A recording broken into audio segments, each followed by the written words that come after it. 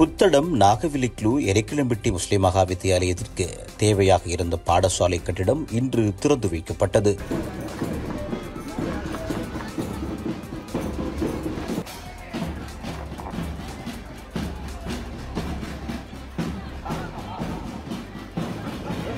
அகில இலங்கை மக்கள் காங்கிரசின் தலைவரும் பாராளுமன்ற உறுப்பினருமான ரிஷாட் பதியுதீன் அவர்களின் முயற்சியினால் 8 கோடி ரூபாய் நிதியில் அமைக்கப்பட்ட 3 மாடி கட்டிடம் இன்று திங்கட்கிழமை காலை பாடசாலையின் அதிபர் தலைமையில் திறந்து வைக்கப்பட்டது. அகில இலங்கை மக்கள் காங்கிரசின் தலைவரும் பாராளுமன்ற உறுப்பினருமான ரிஷாட் பதியுதீன் பிரதம அதிதியாக கலந்து கொண்ட இந்நிகழ்வுக்கு ஆளுங்கட்சி பாராளுமன்ற உறுப்பினர் ஃபைசால் கலந்து கொண்டதுடன் முன்னாள் மாகாண சபை உறுப்பினரும் புத்தளம் மாவட்ட மக்கள் காங்கிரஸ் அமைப்பாளருமான தாகிர் அவர்களும் புத்தளம் பிரதேச சபையின் தவிசாளரும் பாடசாலையின் அதிபர், ஆசிரியர்கள், மாணவர்கள், பெற்றோர்கள் என பலரும் கலந்து கொண்டிருந்தனர்.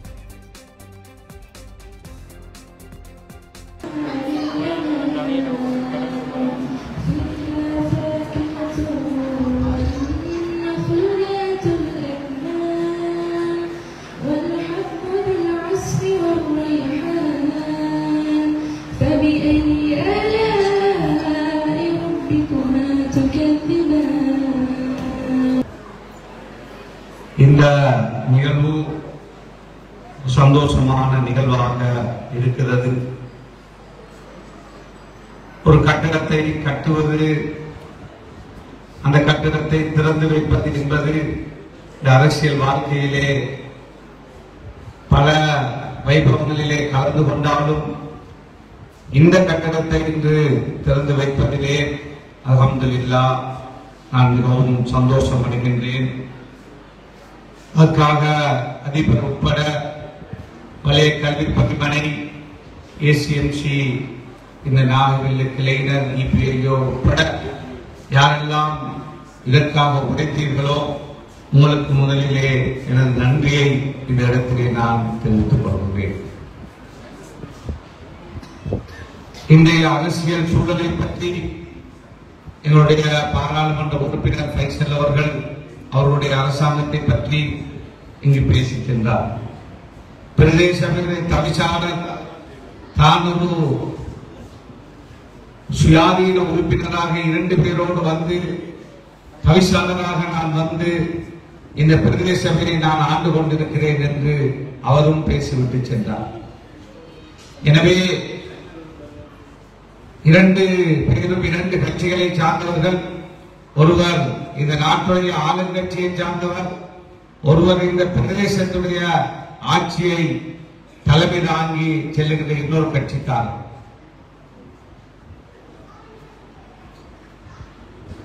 மூணாவதாக அகில இந்திய மக்கள் காங்கிரஸ் கட்சியுடைய தலைவராக இருக்கின்ற நான்.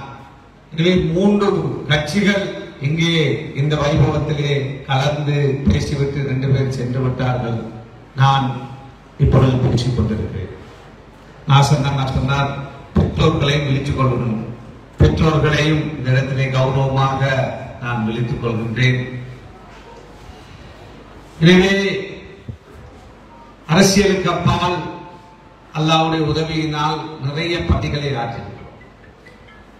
3 லட்சம் மக்கள் மரிஃபாமிலே வந்து குடியேறி அகதிகளாக அல்லல்பட்ட பொழுது, அவர்களை குடியேற்ற வேண்டும் என்று சொன்ன பொழுது, முதலிலே கண்ணிவடி அகற்ற வேண்டும், தொட்டில் அமைக்க வேண்டும், தண்ணீர் கிணறுகளை துப்புரவு செய்ய வேண்டும், அதே போல குடிப்பதற்கான தண்ணீரை ஏற்பாடு செய்ய வேண்டும், அதே போல பாடசாலையை அபிவிருத்தி செய்ய வேண்டும் என்று வந்த பொழுது, முல்லைத்தீவிலோ, கிளிநொச்சியிலே, மடுவிலோ அல்லது மாந்தையில் இன்னொரு பகுதிகளிலே ஒரு பாடசாலையும் கட்டிடங்களாக இருக்கிறது. எல்லாமே இடிந்து இப்பொழுது காசா தெரிவது போலதான் எல்லாமே அழிந்து கிடந்தது.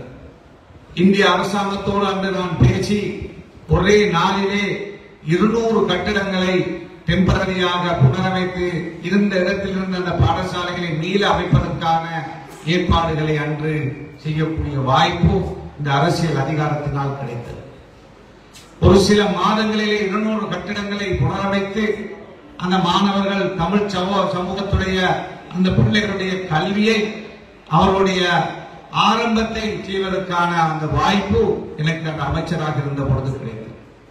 அதே போலதான் நமது மக்கள் மீளச் சென்ற பொழுது 2009க்கு பிறகு அதிகமான பாடசாலைகள் அழிந்திருந்தது. இருந்த இடம் தெரியாமல் இருந்தது. சில ஊர்களுடைய பெயர் நாலாங்கட்டையில் இருந்து அதாவது முருங்கனிலிருந்து சிலாவத்துறை சொல்லுகின்ற பொழுது அந்த நாலாங்கட்டை அந்த அருவியாறு பாலத்திலிருந்து சிலாவத்துறை வரை வெறும் 2 பக்கமும் காடுகள் தான் இருந்தது. 2 ஊர்கள், நிறைய ஊர்கள், அது வேப்பங்குளம், பொக்கேரி, அதே போல புதுவெளி, கூழாங்குளம், ஆத்திக்குடிப்பு என்று அந்த பாதைகள், முன்னர் இருந்த பாதைகள் கூட அழிந்திருந்தது. எனவே அவற்றையெல்லாம் புனரமைத்து அந்த பாடசாலைகளை சைபரிலிருந்து கட்டி எழுப்ப வேண்டிய ஒரு தேவை அந்த காலத்தில் இருந்தது. அல்ஹம்துலில்லாஹ் பல 100 கட்டிடங்கள் கட்டப்பட்டு, பல மாடி கட்டிடங்கள் கட்டப்பட்டு அந்த பாடசாலைகள் எல்லாம் இன்று ஹயாத்தாக்கப்பட்டு அந்த பாடசாலைகள் இயங்கிக் கொண்டிருக்கிறது. அதே போலதான் இவ்வாறான பணிகளை செய்து கொண்டிருக்கின்ற பொழுது ஏசிஎம்சி இந்த ஒரு கிளையும் இபிஐஓ வந்து இங்கு ஒரு பெரிய கட்டடம் தான் வேண்டும், 1 மாடி 2 மாடி அல்ல 3 மாடி கட்டடம் வேண்டும் என்று சொன்ன பொழுது இவ்வாறான ஒரு டிசைனை புதிதாக ஆரம்பித்து, அதாவது அமைத்து, என்னுடைய இன்ஜினியர் யாசின் அவர்களும் நானும் இது எவ்வாறு செய்வது என்று அவசரமாக கட்ட வேண்டும், ஆனால் ஸ்டேட் இன்ஜினியரிங் கார்ப்பரேஷன் ஊடாக செய்வோம், எதிர்காலத்திலே இந்த வேலைகளை இதே போல இன்னும் நாடு முழுக்க செய்யலாம் என்ற ஒரு ஆசையோடு தொடங்கினோம். கெட்ட நேரத்துக்கு சஹரானுடைய குண்டு வெடிப்பு, அதன் பிறகு சஹரான் குண்டு வைத்த நாளில் இருந்து எமது நிம்மதி பறிபோனது. உங்களுக்கு தெரியும், அந்த குண்டோடு என்னையும் கனெக்ட் பண்ணி கடைசியிலே சிறையிலே கொண்டு அடைக்கும் வரை அந்த எதிர்த்தரப்பினர் நிம்மதியாக தூங்கவில்லை. இப்பொழுது அதனுடைய பாதை வேறு திசையிலே நோக்கி சென்று கொண்டிருக்கிறது. யார் என்னை கொண்டு போய் அடைத்தார்களோ, யார் என்னை குற்றம் சாட்டினார்களோ, எனக்காக பாராளுமன்றத்திலே நம்பிக்கையில்லா பிரேரணை கொண்டு வந்தார்களோ, இன்று அவர்களின் பால் இந்த குற்றம், அவர்கள் தான் இதன் பின்னால் இருந்தார்கள் என்று தலைகீழாக அந்த சம்பவம் தற்பொழுது மாறிக்கொண்டிருப்பதை ஊடகங்களின் ஊடாக நாங்கள் பார்த்து வருகிறோம். எனவே அந்த செயல்கள் தான் இந்த கட்டிடம் பல வருடங்களுக்கு பிறகு உங்களுக்கு இன்று கையளிக்கப்பட்டிருக்கிறது. இல்லை என்றால் இது இன்னும் 5 வருடங்களுக்கு முன்னர் இந்த கட்டிடத்தை கட்டி முடித்திருக்க முடியும். என்றாலும் அரசியல் அதிகாரம் இல்லாமல் போன பொழுது இந்த கட்டிடத்திற்கான பணத்தை போய் கோட்டாபே ஜனாதிபதியாக வந்த பொழுது கேட்க முடியுமா என்று நீங்கள் சிந்தித்து பாருங்கள். அவர்களுடைய முழு நேரமும் அவர்களுடைய ஆட்சியில் அந்த காலத்திலே எப்படி என்னை பழி வாங்குவது, எப்படி இந்த அரசியல் இருந்து ஓரங்கட்டுவது, எப்படி சிறையிலே அடைப்பது, எவ்வளவு காலம் அடைப்பது, இவரை வைத்து அடுத்த தேர்தலிலே நாங்கள் வெல்ல வேண்டும். ஒரு தேர்தலிலே பிரபாகரனை வைத்து வென்றார்கள், அடுத்த தேர்தலிலே இவர்தான் இந்த சூத்திரதாரி, இவர் அடைக்கப்பட்டது எங்களால் தான் என்று காட்டி அடுத்த ஜனாதிபதி தேர்தலிலே, அடுத்த பாராளுமன்ற தேர்தலிலே வெல்ல வேண்டும் என்பதற்கான சதிகளை செய்த பொழுதுதான் அல்லாஹ்வுடைய நாட்டம், ஒரு அரகல ஒரு ஏற்பாடு கடைசியாக இருந்த இடம் தெரியாமல் நாட்டை விட்டு ஓடுகின்ற அளவுக்கு ஒரு மோசமான ஒரு நிலை அதன் பிறகு நடந்ததெல்லாம் உங்களுக்கு தெரியும். எனவே அதன் பிறகு என்னுடைய தம்பி ரிஜாத் சொன்னது போல இந்த கட்டடம் சம்பந்தமாக பல வகையான கலைகள், என்னுடைய அந்த பரிதாபகரமான நிலையை விட இந்த கட்டடம் அரைகுறையாக கிடைக்கின்ற பொழுது இதை கட்டவில்லை இது என்று பல வகையான ஒவ்வொரு வகையான குற்றச்சாட்டுகளும் ஒவ்வொரு வகையான கலைகளும் வந்த பொழுது அந்த எங்களுடைய இபிஐஓ அதே போல ஏசிஎம்சி கிளையும் என்னை வந்து கொழும்பிலே சந்தித்து நாங்கள் கொஞ்சம் பணம் சேர்த்திருக்கிறோம், 80 லட்சம் 75 லட்சம் செலவழித்து நாங்கள் கொஞ்சத்தை செய்யவா என்று கேட்டார். நான் அவர் சொன்னது போல இது உங்களுடைய பணமா என்று கேட்ட பொழுது ஆம் என்று சொன்னார். ஏன் நான் அதை அவர்கள் செய்யும் பொழுது நான் விரும்பவில்லை என்றால், அரசாங்கம் கட்டி கொண்டிருக்கின்ற ஒரு கட்டடத்துக்குள்ளே கொஞ்சம் பணத்தை கொண்டு வந்து நாங்கள் வெளியாட்கள் கட்டிய பிறகு அதை மீள அரசாங்கத்திடத்திலே பணத்தை பெறுவது கடினமான விஷயம். அதனால் நான் சொன்னேன், எனக்கு கொஞ்சம் டைம் தாங்கள், டிசம்பர் வரை தாருங்கள் என்று நான் நினைக்கின்றேன். நவம்பரிலே நான் சொன்னேன். அல்லாஹ்வுடைய உதவியினால் இந்த கட்டடத்துடைய முழு எஸ்டிமேட்டையும் செய்து அதற்கான நிதி 5 கோடி ரூபாய் அன்று எதிர்கட்சியில் இருந்த பொழுது அரசாங்கத்தை பிடித்து அதன் ரணில் விக்ரமசிங்கே அவர்களுடைய தலைமையிலான அரசாங்கத்தில் சமன் ஏக்கநாயக் என்கின்ற செயலாளரை சந்தித்து என்னுடைய தாற்பயத்தை, என்னுடைய உண்மையை, என்னுடைய தேவையை சொல்லி அந்த பணத்தை பெற்று அல்ஹம்துலில்லாஹ் கட்டி முடித்தோம். எனவே அன்பு மாணவ செல்வங்களே, பெரியவர்களே, பெற்றோர்களே, இவ்வாறு பல சவால்கள் மிகுந்த இந்த காலத்திலே தான் இந்த கட்டிடம் இன்று உங்களுக்கு கையளிக்கப்படுகிறது. அதே போலதான் இந்த காலம் உங்களுக்கு தெரியும். ஒரு புதிய ஒரு அரசாங்கம், ஒரு வித்தியாசமான அரசாங்கம், அவர்களுடைய ஆட்சி நடந்து கொண்டிருக்கிறது. இதுவரை காலமும் ஒன்று ஐக்கிய தேசிய கட்சி அல்லது ஸ்ரீலங்கா சுதந்திர கட்சி இரண்டு தரப்பு தான் ஆட்சி செய்தார்கள். இது ஒரு மூன்றாவது தரப்பட்ட கையிலே இந்த அரசாங்கம் என்று மக்கள் வழங்கியிருக்கிறார்கள். எனவே அவர்களினூடாகவும் இந்த பாடசாலைக்கு பெறக்கூடிய விஷயங்கள் இருந்தால் நீங்கள் அவர்கள் சார்ந்தவர்களை பயன்படுத்தி பெற்றுக் கொள்ளுங்கள். எம்மை பொறுத்த வரையிலே கல்வி செல்வம் என்பது அளிக்க முடியாத ஒரு செல்வம். நாம் இடம்பெயர்ந்து வருகின்ற பொழுது பெருந்தையோடு வந்தவர்கள் தான். என்னுடைய தம்பி நிஜாக் சொன்னது போல இந்த பாடசாலை மட்டுமல்ல, எல்லா பாடசாலைகளும் இங்கு ஆரம்பிக்கப்படுகின்ற பொழுது தொட்டில்களிலே தான் நாம் ஆரம்பித்தோம். கதிரைகள் இருக்கவில்லை, மேசைகள் இருக்கவில்லை, கரும்பலகை இல்லை. இவ்வாறு பல சவால் மிகுந்ததாக மாலை நேர பாடசாலை, காலை நேர பாடசாலை, ஆசிரியர்கள் பற்றாக்குறை, ஆசிரியர்கள் இல்லாமல் பல நாட்கள் பாடசாலைகள் மூடப்பட்ட நிலை, ஆர்ப்பாட்டங்கள் நடந்த நிலை என்று பல ஒரு சவால் மிகுந்த காலமாகத்தான் கடந்த 3 தசாப்தங்கள் எம்மை சேர்ந்தது.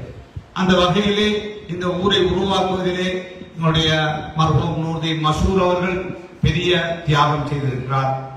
இந்த பாடசாலை உருவாக்குகின்ற விஷயத்திலே, இந்த ஊருடைய உருவாக்கத்திலே அவருடைய தியாகம், அவர் மறைந்தாலும் நிச்சயமாக அவரது கபருக்கு அந்த நன்மைகள் போய் சேரும் என்பதிலே சந்தேகம் கிடையாது.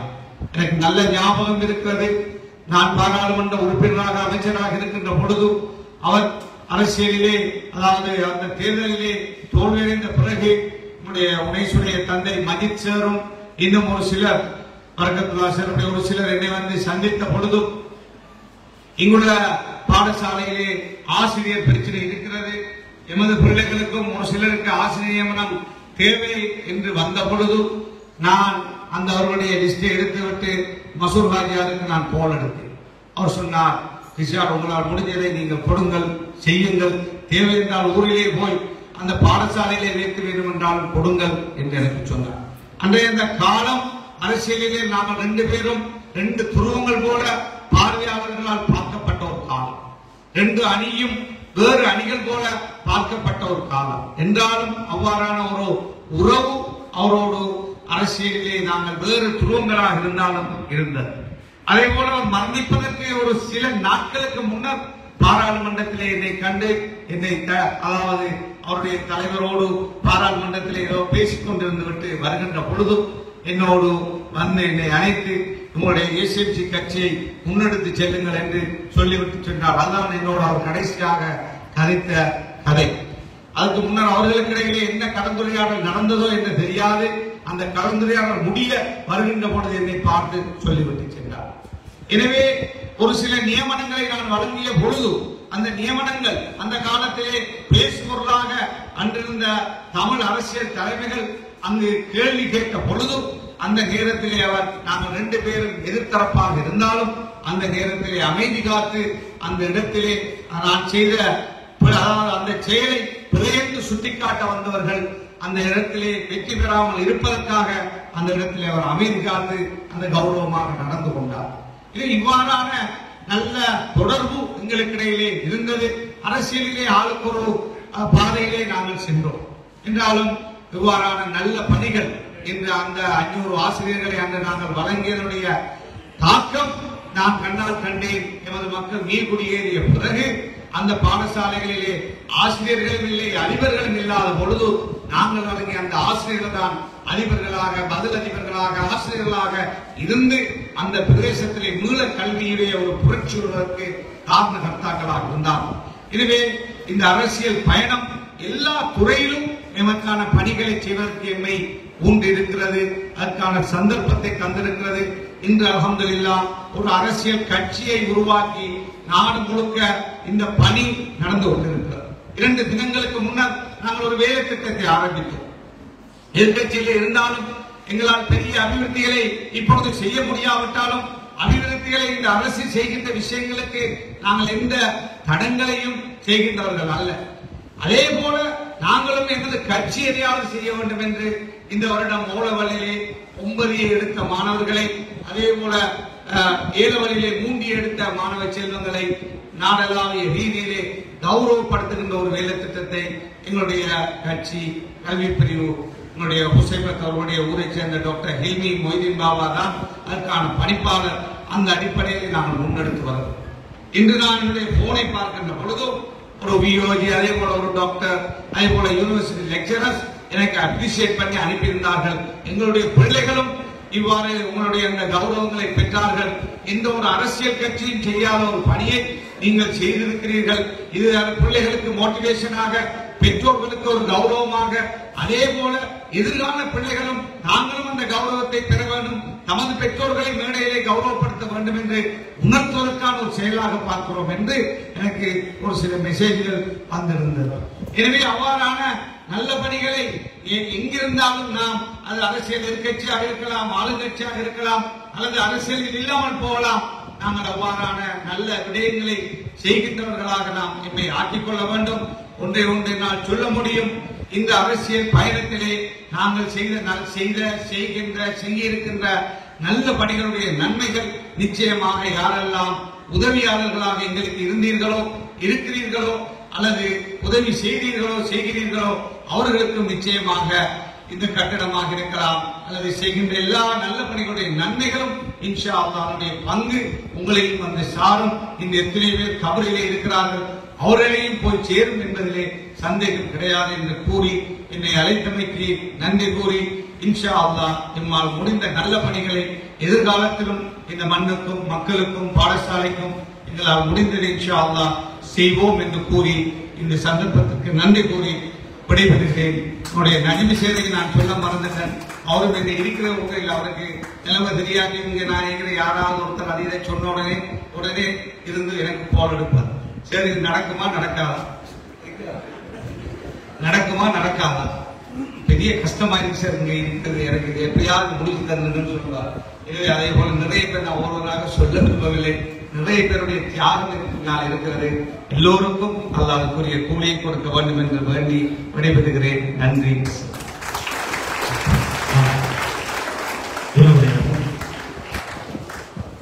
அகில இலங்கை மக்கள் காங்கிரசின் தலைவரும் முன்னாள் அமைச்சரும் தற்போதைய பாராளுமன்ற உறுப்பினருமான அல்ஹாஜ் ரிஷாட் பதியுதீன் அவர்கள் உங்கள் மத்தியில் உரை நிகழ்த்தி சென்றார்கள்.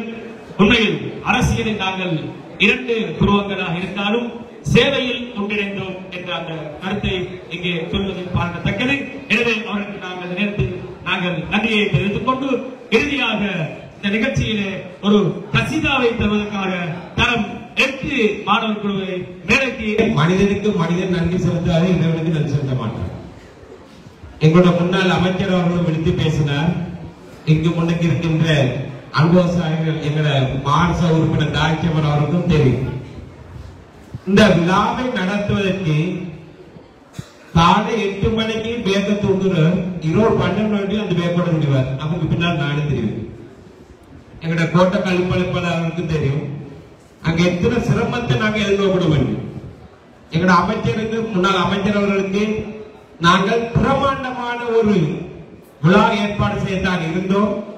ஆனால் தற்போதைய அரசியல் சட்டத்தின்படி, அரசாங்க சட்டத்தின்படி சில வரையறை மிகவும் ஒரு அபிப்பிராயத்தை அதற்கு எல்லாம் வல்ல இறைவனை நினைவுறுந்தவனாக எமது அழைப்பை ஏற்று வருகின்றுள்ள முன்னாள் அமைச்சரும் அகில இலங்கை மக்கள் காங்கிரஸ் தேசிய தலைவரும் இந்நாள் பாராளுமன்ற உறுப்பினருமான அல்ஹாஜ் ரிஷாட் பதியுதீன் அவர்களுக்கு எனது பாடசாலை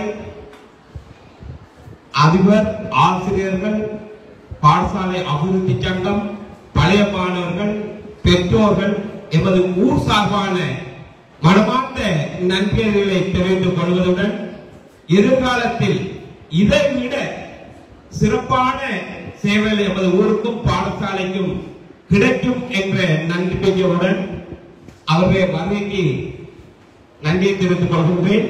அதே போல இங்கு நன்றி கூறப்படும் அனைத்து விடயங்களும் அதிபர், ஆசிரியர்கள், மாணவர்கள், பாடசாலை அபிவிருத்தி சங்கம், பழைய மாணவர்கள் சார்பான நன்றியதாகவே இருக்கும்.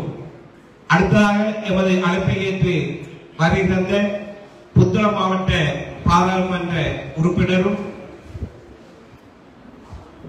அதாவது மாவட்ட அபிவிருத்தி குழு தலைவரும் சகோதரர் ஃபைசல் அவர்களுக்கும் எமது மனமார்ந்த நன்றிகள்.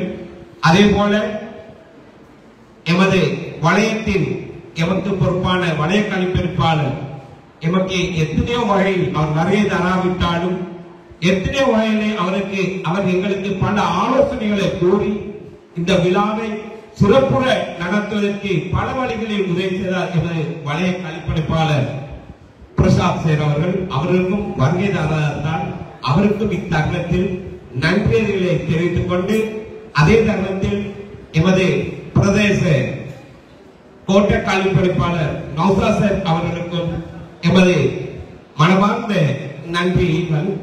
அதே போல இங்கு வருகை தந்த புத்தளம் பிரதேச சபை தலைவர் சஞ்சீவ அவர்களுக்கும் வடமேல் மாகாண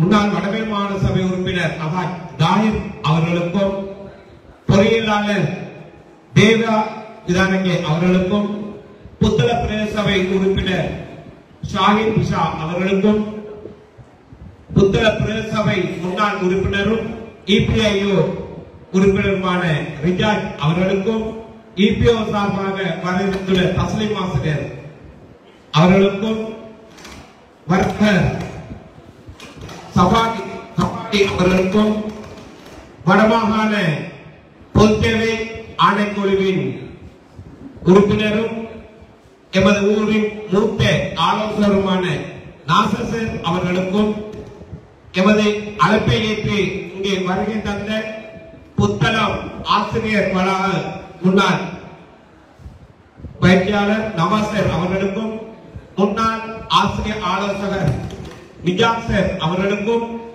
தற்போதைய ஆசிரியர் ஆலோசகர்களுக்கும் பள்ளி நிர்வாக 2 பள்ளிகளின் நிர்வாகிகளுக்கும் ஓய்வு பெற்ற அதிபர்கள் எமது அழைப்பை ஏற்று வருகின்ற அயல் பாடசாலைகளின் அதிபர்கள் நல விரும்பிகள் எமக்கு பல வகையிலும் உதவி செய்த நல்லுள்ளங்கள் அனைவருக்கும் இவ்வினிய வேளையில் நன்றிகளை தெரிந்து கொள்வதுடன் யாரும் விடுபட்டிருந்தால் அவர்களும் இந்த விடுபட்டிருந்து மன்னித்துக் கொள்ளுமாறு வேண்டிக் கொண்டு அனைவருக்கும் இந்த விழா சிறப்புற நடந்தமைக்காக அனைவருக்கும் எமது பாடசாலை அதிபர், ஆசிரியர்கள், பாடசாலை அபிவிருத்தி சங்கம், பழைய மாணவர்கள், எமது மாணவ செல்வங்கள் சார்பாக மீண்டும் நன்றி அறிவை தெரிந்து கொண்டு முக்கியமான இது வேர்வாத்திய இசை வாத்தியத்தை தந்துதவிய புத்தளம் சென்ட் மேரிஸ் நிர்வாகத்தினருக்கும் இத்தருணத்தில் மனமார்ந்த நன்றியை தெரிந்து கொண்டு விடைபெறும். செய்திகளை உடனுக்குடன் தெரிந்து கொள்ள உடனே சப்ஸ்கிரைப் பண்ணுங்க.